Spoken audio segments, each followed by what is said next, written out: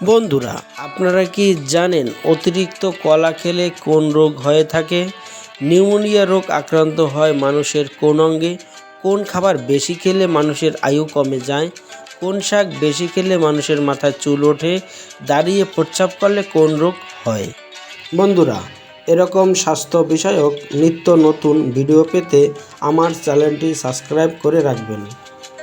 আর যারা already subscribe করে রেখেছেন তাদেরকে অসংখ্য ধন্যবাদ।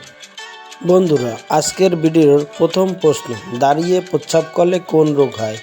1. লিভার, 2. কিডনি, 3. শ্বাসকষ্ট, নাকি 4. বাত ব্যথা?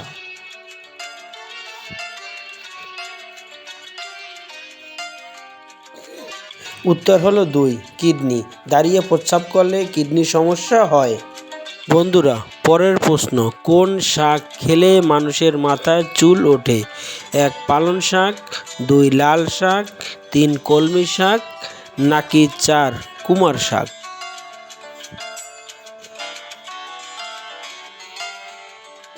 উত্তর হলো পালং শাক। পালং শাক খেলে মানুষের মাথায় দ্রুত চুল ওঠে।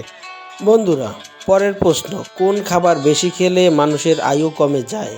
1. চিকেন, 2. শসা, 3. টমেটো, নাকি 4. গাজর?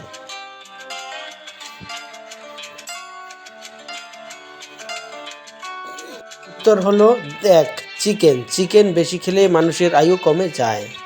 বন্ধুরা, আপনাদের মাঝে আমি একটা সহজ প্রশ্ন রেখে গেলাম। বাংলাদেশের জাতীয় ফুলের নাম কি? 1. শাপলা, 2. বেলি, 3. জুঁই, নাকি 4. গোলাপ? একটু কমেন্টস করে জানিয়ে যাবেন। বন্ধুরা, পরের প্রশ্ন, অতিরিক্ত কলা খেলে কোন রোগ হয়ে থাকে? 1. শ্বাসকষ্ট, 2. হাঁপানি, 3. লিভার সমস্যা, নাকি 4. ডায়াবেটিস?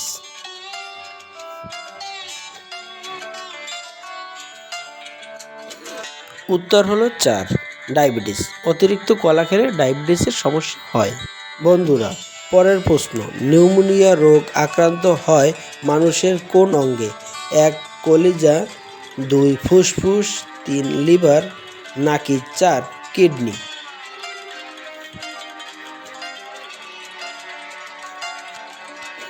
উত্তর হলো 2. ফুসফুস। নিউমোনিয়া ফুসফুসে আক্রান্ত হয়।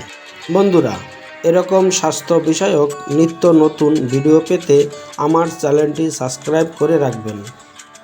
আর যারা অলরেডি সাবস্ক্রাইব করে রেখেছেন তাদেরকে অসংখ্য ধন্যবাদ।